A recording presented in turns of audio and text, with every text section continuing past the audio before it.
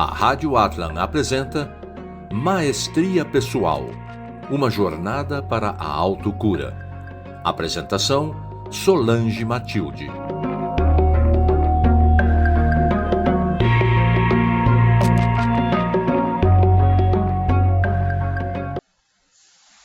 Olá, amigos.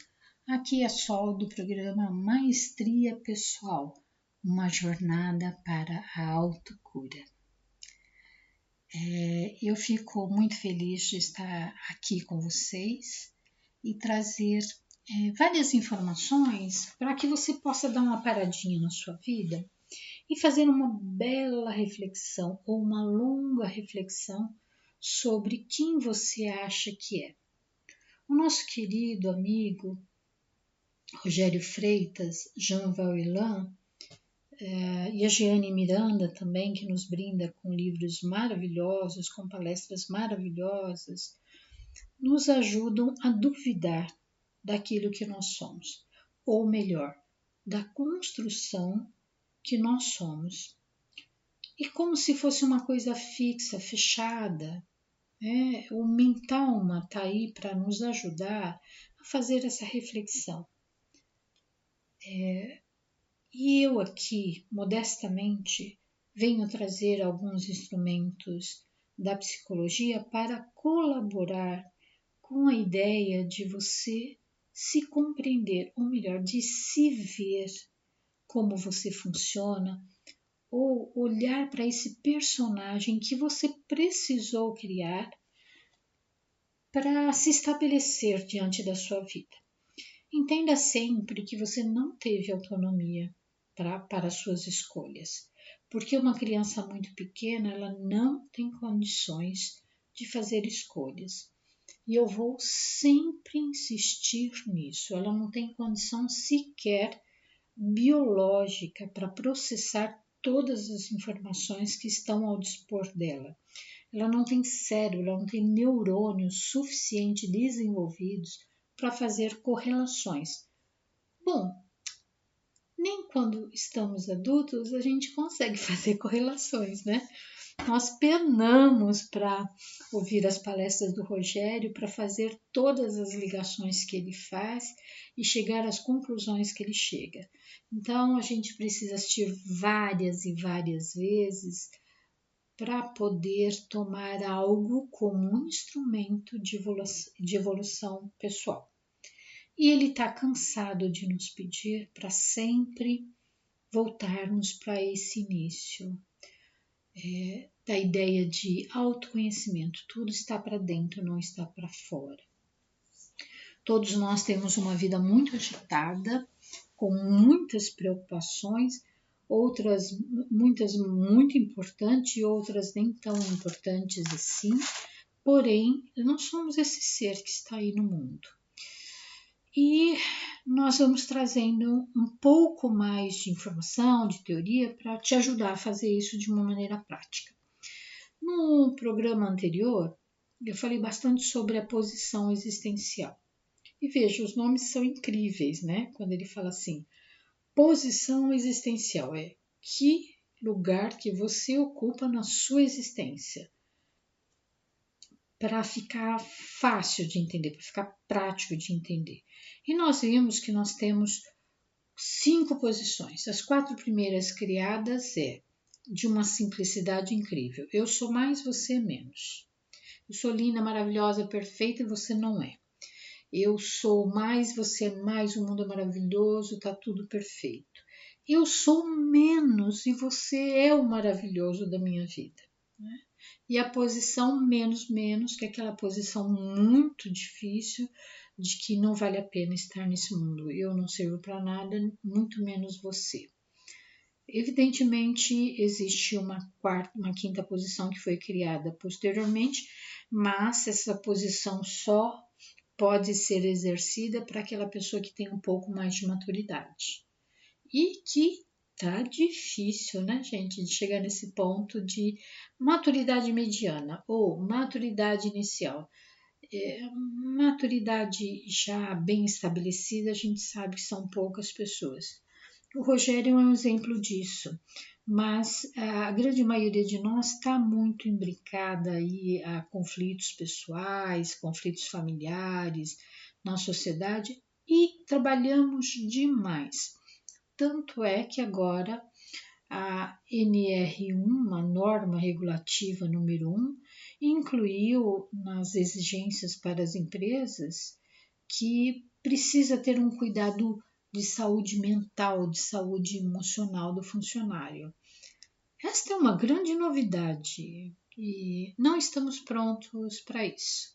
Talvez a gente faça um programa fake para mostrar para o mundo que a gente está cuidando da vida emocional dos funcionários, mas de verdade o que importa numa sociedade capitalista é o lucro. Então a produtividade precisa ser cada vez maior com menor custo, com menor quantidade de pessoas. Por exemplo, o que está acontecendo agora é que você não consegue encontrar profissionais que você precisa, no nível, na qualificação que você precisa. E aí isso vai impactando na produtividade ou na qualidade do seu produto.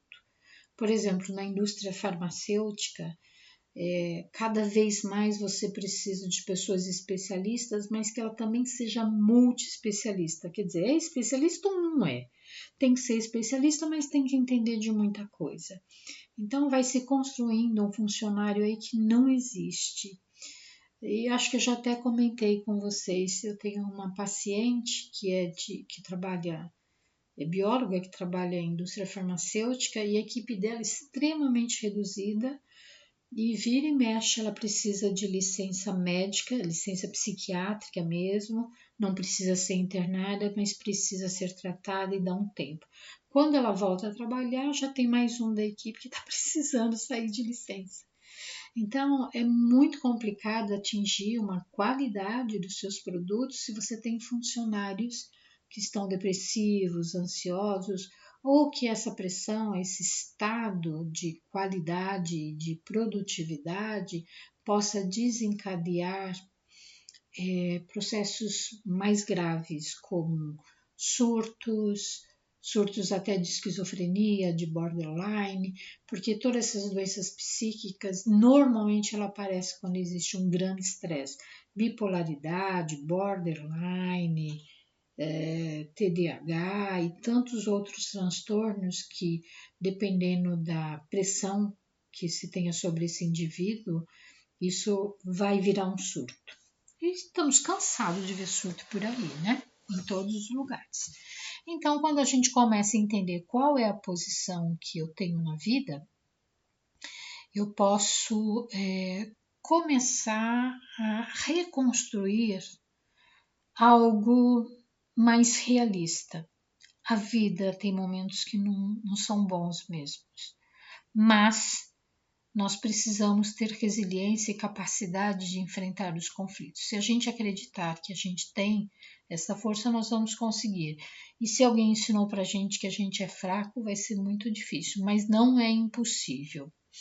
Então, a importância desse diagnóstico vem muito da descontaminação do ego adulto, que a gente já falou em outros programas, do autoconhecimento e de um apoio terapêutico para você conseguir chegar lá. Evidente que o terapeuta também tem que estar bonzinho, né, para te tratar, senão não vai adiantar muita coisa. Bom, quando a gente tem posições existenciais, a gente tem um tipo de relacionamento, a gente tem alguns hábitos de relacionamento. Então, se você é uma pessoa ok e o outro não é ok, você vai se afastar dessa pessoa. Esse instrumento é um diagrama que se chama, é um nome esquisito, tá, gente? Mas é isso mesmo. OK Curral, foi criado por Ernest. Porque assim, o Eric Berne, ele teve muitos colaboradores.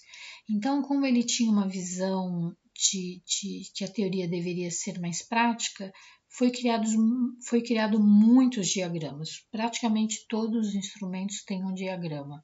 E o OK Curral é este diagrama, que é bem mesmo um cercadinho, tá?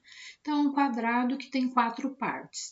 Lá em cima, na posição superior, eu posso colocar você ou eu sou OK, né? Vamos começar. Você é OK e eu sou mais, você é mais. Então, se eu me sinto OK, se eu me sinto mais, quando eu estou com uma pessoa que é não OK, que é menos, a minha tendência é afastar-me desta pessoa.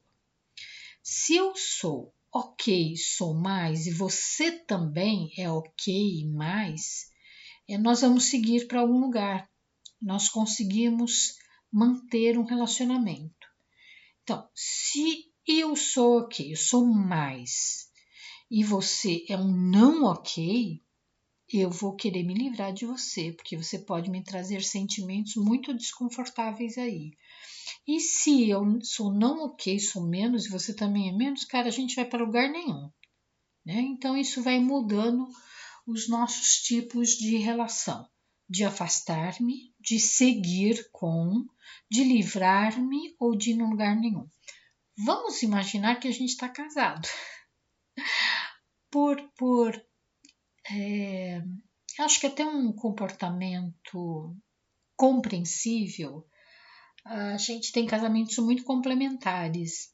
Então, a gente precisa seguir com alguém. Mas a gente conhece casamentos de pessoas que se livram dos pares ou, mesmo estando casado, se afasta, não tem uma convivência emocional. Ou aqueles casais que são enlouquecidos. Como é aquela música? Entre tapas e beijos, vai e volta, nunca consegue estabelecer uma parceria, um casamento. E assim é na sociedade, né? Pensa aí você, faz uma reflexão. Aquelas pessoas que você pretende se afastar ou que você sempre tem um comportamento mais de afastamento. No seu trabalho mesmo. Tem sempre as panelinhas, né? E algumas a gente tá dentro e outras a gente tá fora, ou a gente tem aquelas pessoas que, como se diz por aí, o santo não bate. Aquelas pessoas que talvez você tenha um pouco mais de sintonia, bom de trabalho para você, né? A gente também tem que lembrar disso, que isso é uma visão para você.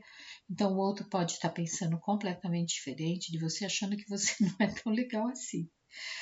E aquelas pessoas que a gente pretende se livrar, que fica muito difícil de conviver com ela, de ir numa festa, de trabalhar, de ser da sua equipe, embora a gente seja obrigada. E aquelas loucuras, né? De ninguém se dar com ninguém. Portanto, o OK Curral, ele vai mostrar para você em que ponto você está dos relacionamentos. Quando foi construído esse OK Curral, ainda não tinha aquela posição realista, tá? Era só aquelas quatro primeiras posições. Evidentemente que se você tiver mais enfronhado com a posição realista, você vai escolher pessoas com as quais você quer seguir, você mantém um determinado afastamento de pessoas que não são adequadas na sua vida, que não são boas e que você precisa tolerar, por exemplo, sem criar grandes conflitos. Algumas pessoas que talvez você queira se livrar, mas que elas também mostrem um lado negativo seu que você não consegue perceber, então você consegue, através da posição realista, estabelecer que talvez livrar-se de alguém seja aquela pessoa que é teu espelho, que está te mostrando muita coisa. Percebe que a posição realista, ela sempre vai estar buscando informações e procurando se adequar. Porque, na verdade, nós não podemos, por exemplo, nos livrarmos dos nossos pais ou de alguns familiares, dependendo da circunstância, isso não é possível. Você vai me dizer, eu vou para o outro lado do mundo, mas os seus pais estão dentro de você. O cordão umbilical é enorme, ele pode dar a volta ao mundo. Então, vale a pena a gente criar estratégias de como a gente está lidando com os nossos relacionamentos. E o OK Curral te mostra quais são esses sentimentos que constantemente você tem. Basta você querer reconhecer.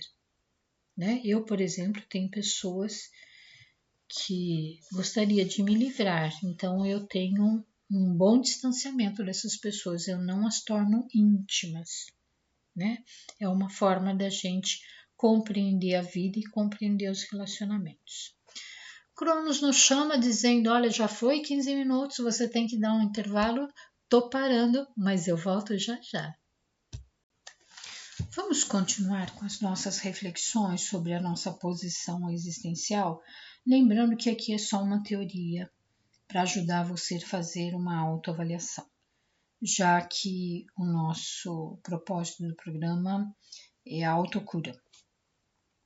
Então, nós temos essas posições existenciais para com o outro, mas eles criaram também uma posição existencial tripartites, que é eu, você e os outros, que também nos traz muitos elementos para que a gente possa fazer uma reflexão enquanto sociedade. Né? Então, a posição eu mais, o outro mais e o mundo mais é uma comunidade democrática. Todos se respeitam e todos nós somos bons. Embora, né, pensando na realidade, isso não é bem assim. É democrática para quem? Para aquele país, para aquele grupo e assim por diante. O Rogério sempre me surpreende, né? Eu era uma pessoa que entendia muito pouco de geopolítica. Aliás, eu ainda sou. Mas algumas palestras, ele vai nos trazendo muitas informações em que a gente começa a perceber um mundo globalizado. A gente consegue perceber que tem culturas muito diferentes, muito diversas da nossa. E eu gosto muito, quando viajo, seja dentro do Brasil, para fora eu fui muito pouco, mas eu acho muito interessante conversar com o povo, entender como o povo vive, como é aquela cultura. E algumas culturas, elas são, eu tenho completa ignorância.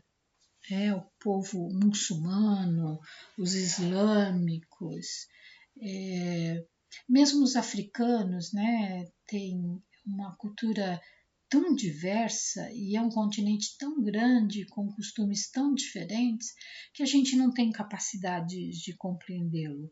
A China, a Rússia, enfim, os países menores, então é muito difícil a gente compreender a cultura, porque a nossa cultura é ocidental. A gente acaba ficando muito restrito na nossa visão. E se nós não temos esse hábito, ou não lemos, ou não viajamos, ou não observamos, porque a gente pode viajar e só ver coisas bonitas, né? Visitar lugares muito bonitos, mas não compreender nada daquilo. Então, uma comunidade onde todos respeitam e todos são bons, provavelmente essa comunidade é muito fechada, porque se ela entrar em contato com o outro, as coisas já não acontecem assim, não é verdade?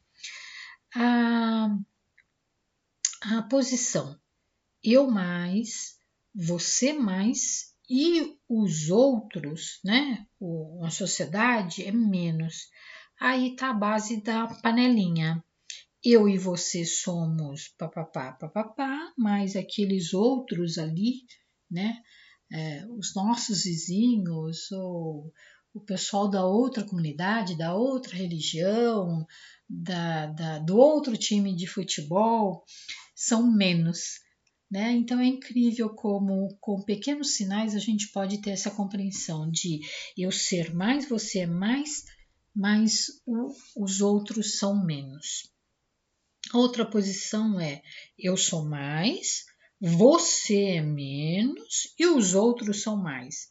Então são a posição dos agitadores, dos missionários, missionários assim, em função dos ideais de uma entidade que defende e representa talvez não realisticamente, né? Então, se eu estou fechada dentro de uma comunidade evangélica, vamos por a RC mesmo, né? Nós também temos que fazer a nossa crítica aqui. Então, eu sou muito legal porque eu estou dentro de uma comunidade da revelação cósmica que sabe mais do que todo mundo. Portanto, qualquer outro, você que não pertence à minha comunidade, é menos para mim. Claro que eu estou exagerando aqui, né? Porque o Rogério sempre está nos estimulando a ser universalistas, né? Compreender todo mundo, que todo mundo tem o direito de ser o que é. Nós não somos melhores nem piores do que você e nem melhores do que os outros. Então, essa posição mais fechada vinculado a ideologias. A posição eu sou mais, você é menos e os outros é o mundo, a sociedade é menos. Então é extremamente crítica, uma pessoa extremamente crítica e arrogante, né? Ela não tem muita saída, é só ela que tem, que sabe. Talvez os grandes imperadores, os grandes governantes, muitos presidentes também se acham assim, né? A gente conhece vários, assim. É só ler um pouco, assistir a televisão, que a gente começa a perceber quem é extremamente crítico e arrogante. E a gente está sendo governada por essa gente, né? É assim mesmo. A outra posição é menos, eu sou menos, você é mais e os outros são mais. É uma posição muito melancólica e é uma posição de vitimosidade. E você sabe quanto é complicado viver com uma pessoa vitimosa. Eu não estou falando da pessoa real que é vítima de algo, tá? Eu estou falando dessas pessoas que tudo na vida dela se transformou em uma série de lamentações. A posição menos eu menos, você mais e os outros menos, é uma posição servil. Só vê um líder, todos são inferiores, inclusive ele próprio, inclusive eu própria, vamos assim dizer, né? Se eu sou menos, eu tenho que obedecer. O outro é esse grande outro que sabe muito mais, que é o grande líder. Então, todo mundo, não só eu, mas os outros devem obedecer a esse grande líder. A outra posição é a posição eu menos, você menos e os outros mais. Não somos tão bons quanto eles. É uma ideia, por exemplo, da gente achar que eu e você não somos tão bons quanto os americanos. Eu e você não somos tão bons quanto os europeus. E agora está mais em alta a China, né? Mas assim, pouco importa o lugar. Mas é a ideia que a gente faz sobre isso. A gente construiu uma ideia de ser menos. Isso foi ensinado na nossa infância. E a gente estabelece uma relação com você, o outro, e com os outros. E a posição eu menos, você menos e os outros menos é uma posição fútil, pessimista, desesperançosa, tem aí uma predestinação, não tem muita saída. A gente pode dizer que é o pecado original, né? Quer dizer, não há nada que a gente possa fazer porque a gente está inserido neste meio pessimista aí. E as religiões são muito boas para isso, né, gente? Certa vez eu tive uma experiência que eu estava me analisando. Eu não me lembro se nessa época eu já estava fazendo psicologia, mas eu me lembro da cena incrível. Eu estava me sentindo muito, muito, muito, muito mal. E eu fiquei olhando para o teto, naquela angústia minha, né? E aí eu pensava, mas eu faço parte do pecado original. Eu já nasci com o pecado original, não fui eu que cometi, mas eu nasci com o pecado original. E eu não posso me livrar disso. Aí comecei a pensar, mas isso é justo? Na minha visão, né, anteriormente, era de Adão e Eva que cometeu um pecado, que hoje a gente sabe que não foi bem assim, mas eu lá no passado, lá atrás, com pouco conhecimento, já era adulta, tá? Já tinha filhas e tudo mais. Começar a entender, começar a surgir uma dúvida de que eu estava inserida, não percebia que eu estava inserida no pecado original, e de que pensar que aquilo era meio injusto, que eu não sabia nem exatamente o que era o pecado original, porque sempre fui de uma família espírita, né? Então, de estar presa numa ideia de que não tinha solução.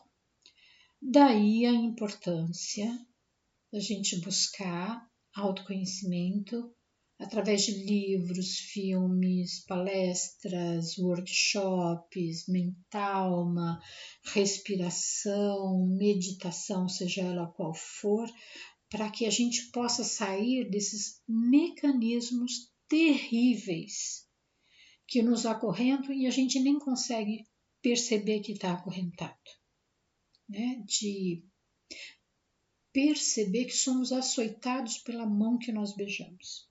Né? Rogério sempre utiliza essa ideia de a gente beijar o pé que nos pisa. E evidentemente toda a sociedade está pronta para nos mostrar que a gente deve viver assim mesmo. Mas há sempre aquele diferente que vai lá e fala, mas é isso mesmo? Não sei se vocês leram ou viram um filme, que é um pequeno filme, de Fernão Capelo Gaivota, e também no livro, acho que Missionários da Luz, assim, logo no prefácio, na abertura, tem a história do peixinho dourado, do André Luiz, que fala, é a mesma posição de vida ali, né? Eles estão vivendo ali ou no laguinho, ou vivendo como uma gaivota tradicional, e naquela multidão um fala, será que existe alguma coisa para além daqui? Para além do nosso laguinho escuro, cheio das mesmas comidas, da mesma situação sempre? Será que existe água limpa? Será que existe água fresca? Será que existem outros seres para além de nós? Da mesma forma que Fernão Capelo Gaivota, que é lindíssimo, ele começa a querer voar para além da onde uma gaivota pode voar. E ele não quer comer peixe podre, peixe estragado ou peixe que sobra das pescas que são jogados ao mar. Ele quer uma comida mais fresca, ele quer um ar mais fresco. Porém, tanto o peixinho como o Fernão Capelo Gaivota são ridicularizados pela população do local onde eles vivem. Acha que eles são loucos, que eles são dementes. Da mesma forma que talvez quando você fala, eu quero sair dessa posição, eu não quero viver mais assim, todo mundo acha meio, né, que você está perdendo o juízo. Sua vida sempre foi assim. Imagina eu aos 65 anos querendo mudar uma posição existencial que eu aprendi desde pequenininha. Será que isso é possível? Você está delirando ou que audaciosa você é? Você tem outra coisa, né? Você não tem mais idade para fazer essas extravagâncias. Então, nós podemos sim, a qualquer momento, fazer como o peixinho dourado, que fez um grande exercício para emagrecer, para passar por um buraquinho ali, e o Fernão Capelo Gaivota, depois de muitos tombos que ele levou treinando os seus voos cada vez mais alto, porque os pequenos voos e a altitude que ele viajava era muito baixa, né? Em que eles viviam era muito baixa, então ele treinou para respirar, conseguir respirar em amplas altitudes e tantas vezes ele se machucou caindo, vendo acidentes, então todo mundo confirmava que era doido mesmo. Até que ele foi criando habilidades de voar cada vez mais alto. E assim ele foi conhecer o mundo e foi conhecer outros lugares. E assim somos nós, que nós desejamos e trabalhamos para desejar outros lugares, outro tipo de experiência. E que talvez já temos até vividos, né? Mas pelas circunstâncias estamos aqui encarnados por diversos motivos. Bom, mais um minutinho aí de intervalo e eu volto com vocês em breve. Voltando para o último e terceiro bloco. E, gente, nós estamos já no programa 16. Olha quanta coisa eu já falei por aqui. Eu quero dizer a vocês que toda essa teoria que eu estou dando para vocês aqui da análise transacional, quando eu fiz a formação, os alunos todos tinham que passar por vivências de todos os instrumentos e fazer uma avaliação escrita do instrumento. Eu tinha que fazer depois de viver, né? A gente aprendia o instrumento, a gente vivia o instrumento e depois a gente entregava uma avaliação daquele instrumento, uma autoavaliação sobre o instrumento na nossa vida. Portanto, era uma informação que foi dada pelo Instituto Gente e a minha professora era Aglaé Silveira, querida e saudosa mestra Aglaé Silveira, que nos fez assim mudar mesmo. É um curso que não é só teórico, ele é muito vivencial e além de tudo isso a gente ainda tinha que fazer tantas horas de análise transacional com analista transacional. Então você vê que é uma formação bastante completa. A teoria é excelente, né, gente? Mas ela pode ficar na gaveta, ela pode ficar na estante de um livro. E eu reconheço a dificuldade de se fazer mudanças da nossa vida através de um livro. Por isso que a gente precisa de encontros, de workshops, de cursos sobre o mentalma ou sobre qualquer outro tipo de autoconhecimento que você queira ter. Porque assim, a teoria ela tem uma porcentagem pequena, não vou me lembrar agora qual é essa porcentagem, mas de você ler, ouvir, escrever, você tem uma porcentagem de absorção do seu cérebro ou da sua alma dessas informações. Quando você vive, o corpo também vive. Né? E eu sempre digo aqui que o corpo é muito sábio, ele não mente. Então, quando você vai para um exercício, uma dinâmica de grupo, onde você percebe a sua posição existencial, aquilo te ajuda corporalmente a entender o que está acontecendo com você. Você precisa estar ligado nas suas sensações, nas suas emoções, para poder compreender. Mas basta ter um mal-estar. Então, perceba que num jogo qualquer, numa dinâmica de grupo, há sempre aquelas pessoas que ganham. E quando elas não ganham, elas ficam muito bravas. E sempre a culpa de alguém. Então, a gente também pode ter esse sentimento. A gente comunicando, não.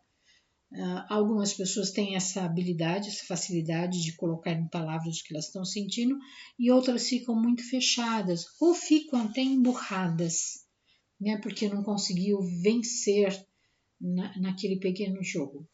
Eu tenho uma formação muito específica de dinâmicas e jogos, e durante muitos anos dei curso. Normalmente são as empresas ou escolas que querem utilizar essas dinâmicas ou para avaliar um grupo ou para levar as pessoas a vivenciar num treinamento, uma situação qualquer.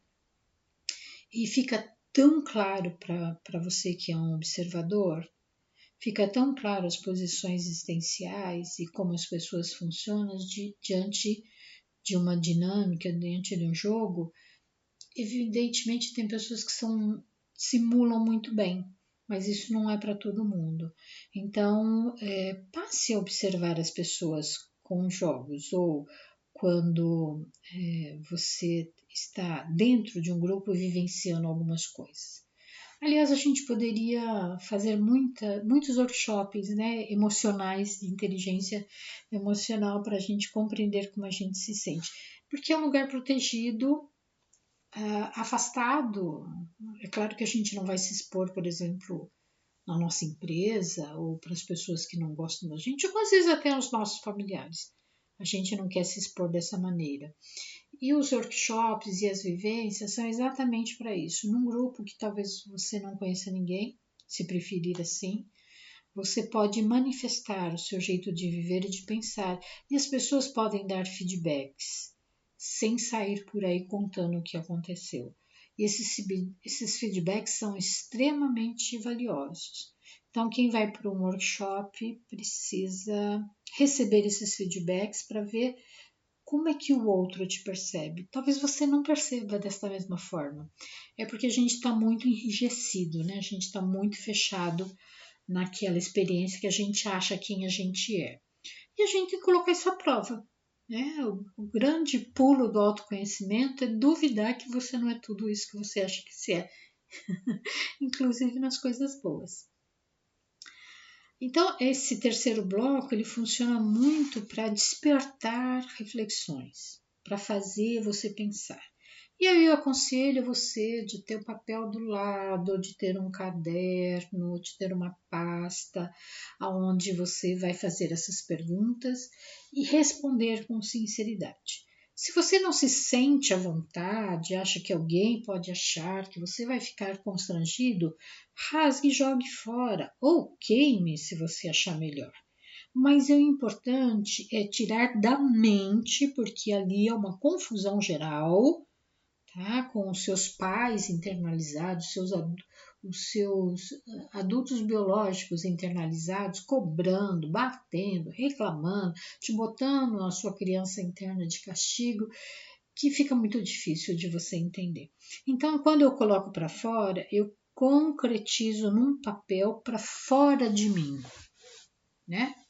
O outro exercício é olhar para o corpo, porque o corpo não vai mentir, os sintomas do corpo. Então, escreve aí, assim, e você? Qual é a sua posição existencial dessas que eu expliquei para você? Ok? Na minha autoanálise, hoje eu faço o possível para ficar numa posição realista, tá? Mas eu percebia claramente que eu estava na posição depressiva. Eu era menos e o outro era mais, e se for na tripartite, a posição é de que os outros eram muito inteligentes, né? E qualquer pessoa além de mim era inteligente, maravilhosa, bonita, e eu não. E este curso de análise transacional me fez enxergar a minha posição. E aí eu fui traçando um processo ou um programa de autoconhecimento que eu não parei mais. Eu comecei terapia muito tarde. Eu comecei por volta de 36 anos, mais ou menos, aí, mas também nunca mais parei. Adoro workshops, adoro ideias novas, e essa ideia de vivenciar para mim funciona muito bem.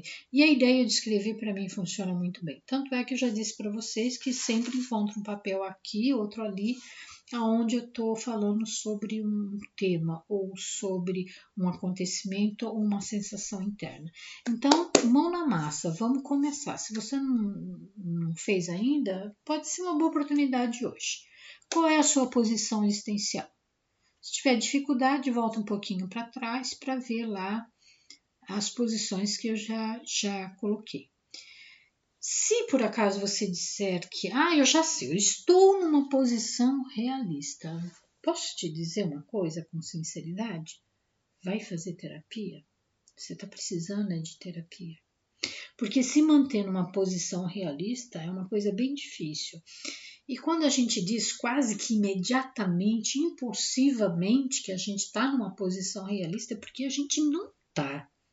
Agora eu tenho que ser brava com vocês. Não está. Eu posso apostar todas as minhas fichas que você não está na sua posição realista. Um grande exemplo disso é o próprio Rogério. Ele nunca se autoelogia. Ele sempre está examinando qual é o ponto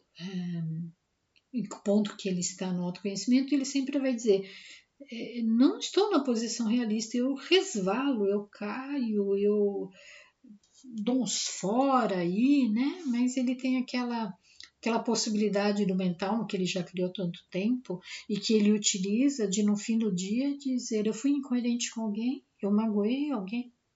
Nós ainda não fazemos isso.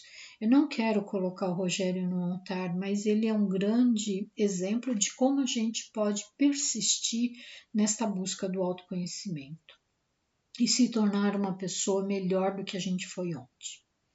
Então, se você respondeu rapidamente, que você está na posição realista, vamos rever toda a teoria e fazer uma autoanálise assim, um pouco mais crítica. Pergunta para alguém se as pessoas acham que você é isso mesmo. É uma boa fonte.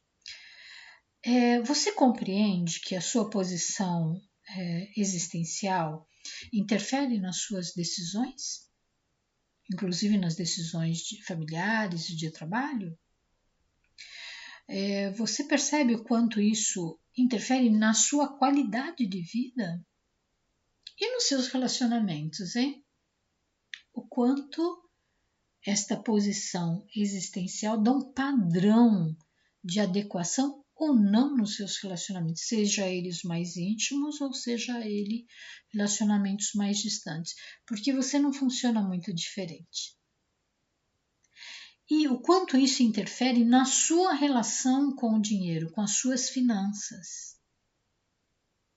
Principalmente na hora de ganhar o seu dinheiro ou na hora de manter o dinheiro na sua vida. Se você estiver numa posição menos, vai ficar muito difícil. E assim, para fechar um chave de ouro, o quanto isso interfere no seu propósito de vida, para a direção que você dá na sua vida.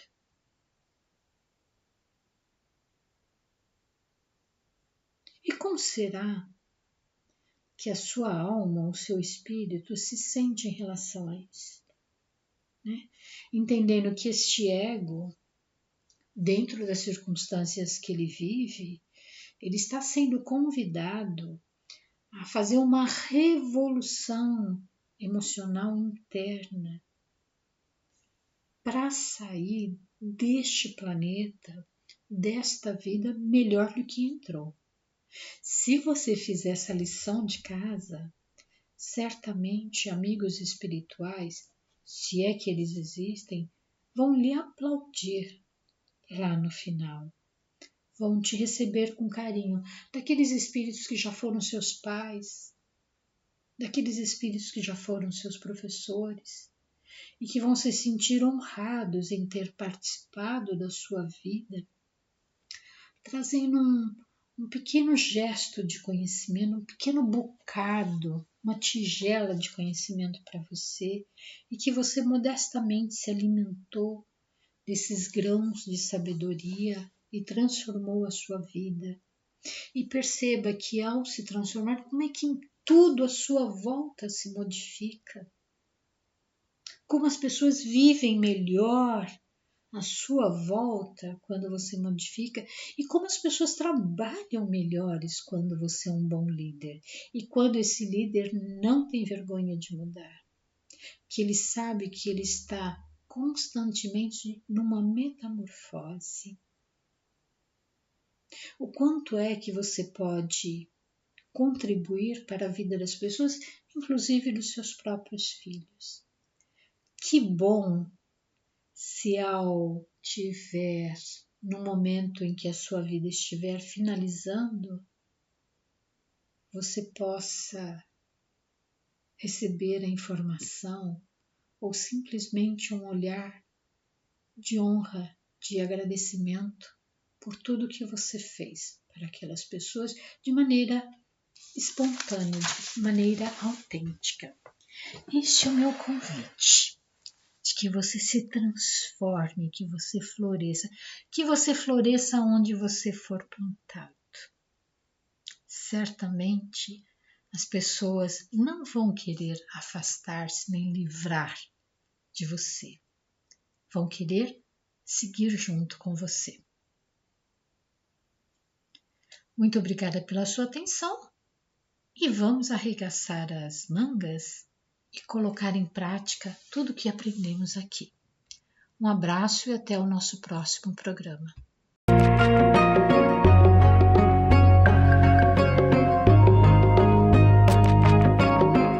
Você ouviu pela Rádio Atlan Maestria Pessoal, uma jornada para a autocura. Apresentação Solange Matilde.